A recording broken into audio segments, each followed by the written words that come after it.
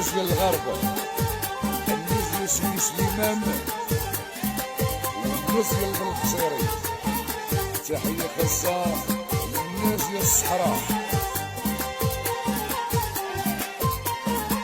مولاي عبد السلام بن شيشان هو ولي من الأولياء.